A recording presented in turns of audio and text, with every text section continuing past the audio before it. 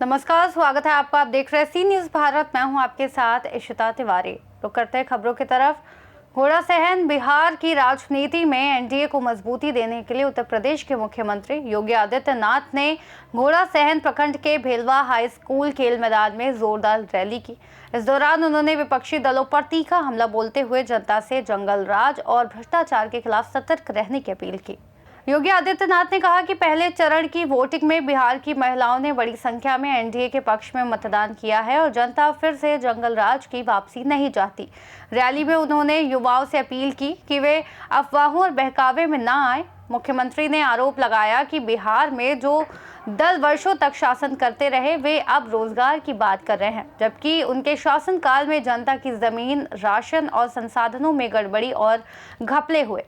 आपको बता दें, उन्होंने कहा कि लालू राबड़ी के शासनकाल की हिंसा, अपहरण और जातीय संघर्ष की घटनाओं का हवाला देते हुए कहा कि उस दौर में डॉक्टर, इंजीनियर और व्यापारी सुरक्षा की चिंता में रहते थे। योगी ने कहा कि लालटेन की धुंधली रोशनी में जातीय संघर्ष कराना विपक्ष का तरीका था। अब एनडीए ही विकास, सुरक्षा और स्थिरता की गारंटी दे सकता है। उन्होंने बताया कि बिहार में महागठबंधन को सत्ता में लौटाने का मतलब है फिर से अव्यवस्था और अराजकता। सीएम योगी ने बिहार में कानून व्यवस्था मजबूत करने का भरोसा देते हुए कहा कि जिस तरह उत्तर प्रदेश में माफियाओं पर शिकंजा कसा गया, उसी तरह बिहार में भी किया जाएगा। उन्होंने केंद्रीय और राज्य सरकार की उपलब्धियों का हवाला देते हुए कहा कि 12 करोड़ घरों में शौचालय बनाए गए, करोड़ों लोगों को पक्के मकान दिए गए और 3 करोड़ लोगों को मुफ्त बिजली कनेक्शन मिला।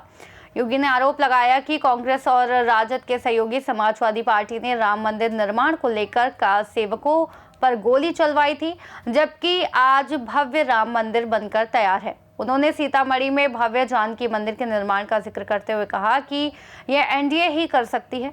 आपको बता दें कि रैली में उन्होंने उपस्थित मतदाताओं से अपील की कि वे एनडीए प्रत्याशी पवन जायसवाल को भारी मतों से विजयी बनाएं।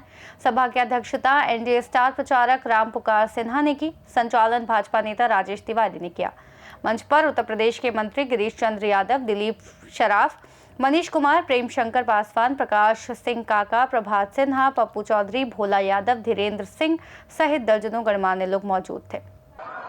वीरेंद्र कुशवाहा जी, धीरेन्द्र कुशवाहा जी, दीपू कुशवाहा जी, प्रकाश सिंह जी, दिलीप सर्राफ जी, नीरज कुशवाहा जी, पप्पू चौधरी जी और भारी संख्या में यहां पर उपस्थित ढाका विधानसभा क्षेत्र से जुड़े हुए सभी मेरे उपस्थित बहनों और भाइयों,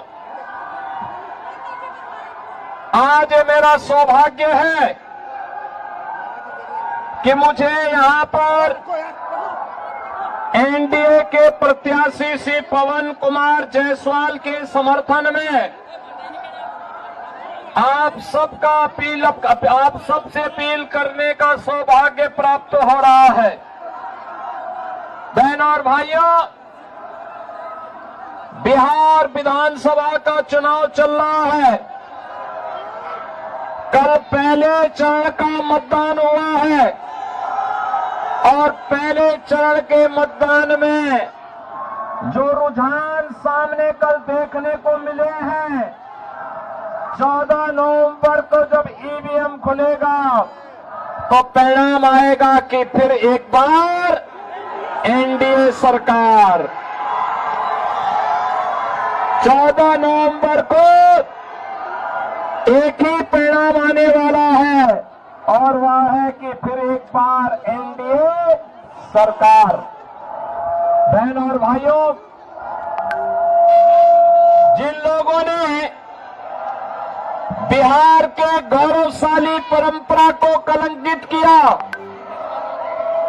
कांग्रेस और या आरजेडी, ये दोनों बराबर के पाप के भागीदार हैं।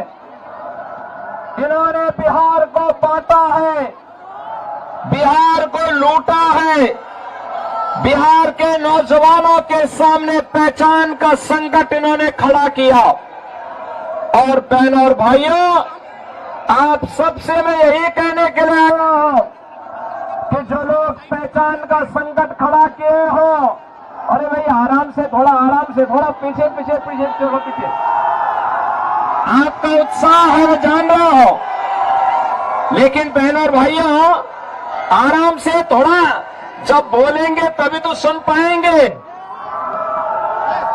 इसीलिए आराम से, तो जहां खड़ा है आराम से बैठिए, तो जहां वहीं बैठ जाए।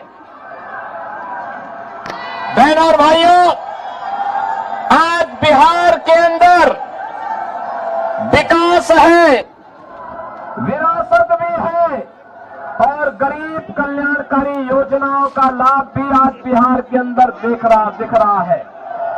बहनों और भाइयों, ये इसलिए क्योंकि मोदी जी का मार्गदर्शन है और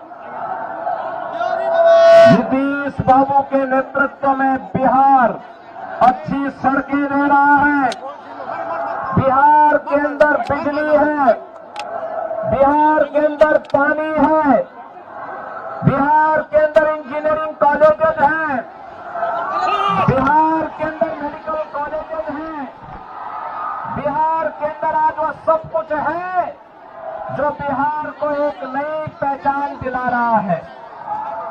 बहनों और भाइयों, बिहार के विकास की इस यात्रा को आगे बढ़ाने के लिए, एक स्वर्णिम बिहार बनाने के लिए फिर से एनडीए की सरकार आवश्यक है और सरकार के लिए आवश्यक है कि मोदी जी के नेतृत्व में जैसे भारत के अंदर विरासत का सम्मान हुआ है, विरासत को आगे बढ़ाने का कार्य हुआ है।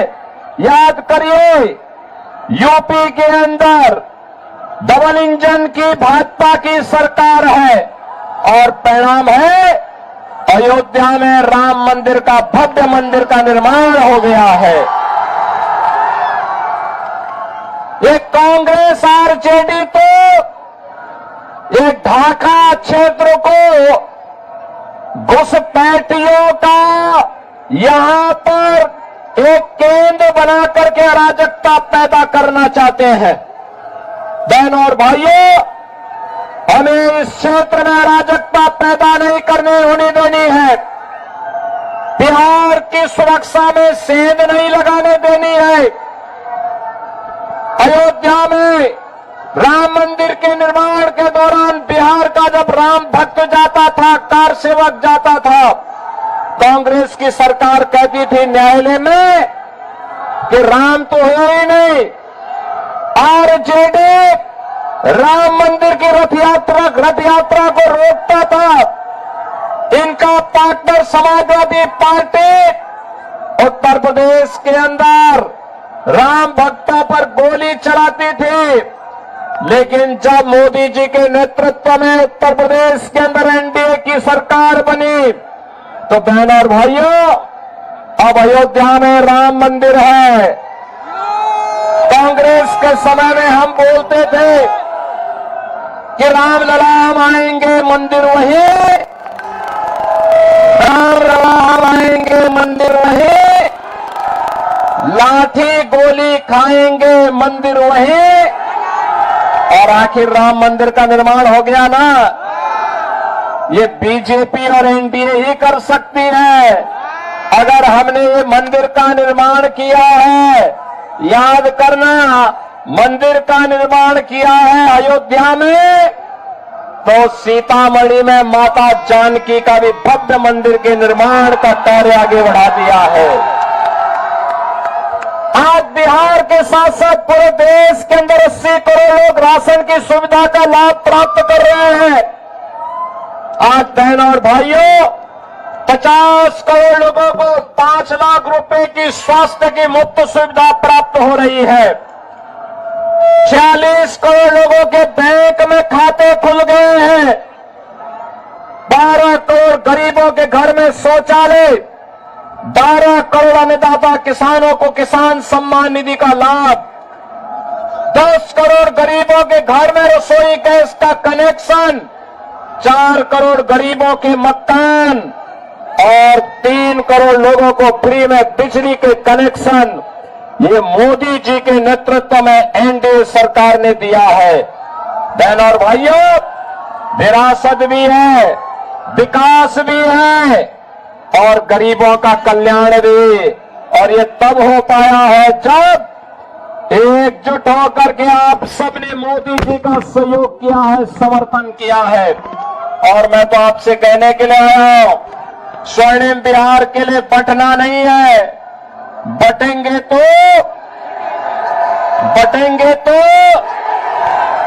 और गृह मंत्री अमित शाह जी ने कह दिया है कि 26 मार्च तक नक्सलवाद को और घुसपैठ को पूरी तरह समाप्त करना है। घुसपैठियों के आटा को भी ठीक करेंगे। और बहनों और भाइयों, अब तो देखो जिन लोगों ने खानदानी लुटेरों ने, जिन लोगों ने बिहार को लूटा, आज वे खानदानी माफियाओं का समर्थन करने के लिए फिर से आ गए हैं। एक खानदानी माफियाओं को चुनाव मत जीतने देना, कतई मत जीतने देना। और यही अपील करने के लिए मैं आया हूं कि हमें फिर से पवन जायसवाल को भारी बहुमत से विजयी बनाना है। इनको आशीर्वाद देंगे ना? इनको आशीर्वाद देंगे ना? और याद रखना कि बटेंगे तो और एक रहेंगे, सेफ रहेंगे। एक रहेंगे तो हमें सेफ रहने के लिए और स्वर्णिम बिहार के लिए, विकसित ढाका के लिए पवन जायसवाल को कमल छाप पर भारी बहुमत से विजयी बनाना है। आशीर्वाद देंगे? आशीर्वाद देंगे? पवन जायसवाल को भारी बहुमत से विजयी बना के भेजेंगे? दोनों हाथ उठा करके बोलो। जहां इधर उधर पीछे बाउंड्री वॉल के आगे पीछे और पीछे खड़े हैं लोग, काफी दूर तक खड़े हैं, काफी दूर तक खड़े हैं।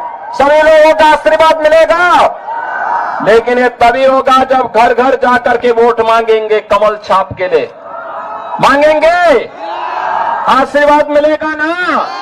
तो मेरे साथ बोलेंगे, भारत माता की, भारत माता की, भारत माता की जय श्री राम, जय श्री राम, जय जय श्री राम। मोतिहारी से सीनियर संवाददाता राहुल कुमार की रिपोर्ट। योगी आदित्यनाथ की रैली में एनडीए की नीतियों और विकास के प्रयासों को उजागर किया गया। विपक्ष पर जंगल राज और भ्रष्टाचार के आरोप लगाते हुए सीएम ने बिहार की जनता से अपने प्रत्याशी को भारी समर्थन देने की अपील की। फिलहाल इस खास रिपोर्ट में इतना ही। देश और दुनिया की तमाम बड़ी जानकारियों के लिए आप देखते रहिए सी न्यूज़ भारत।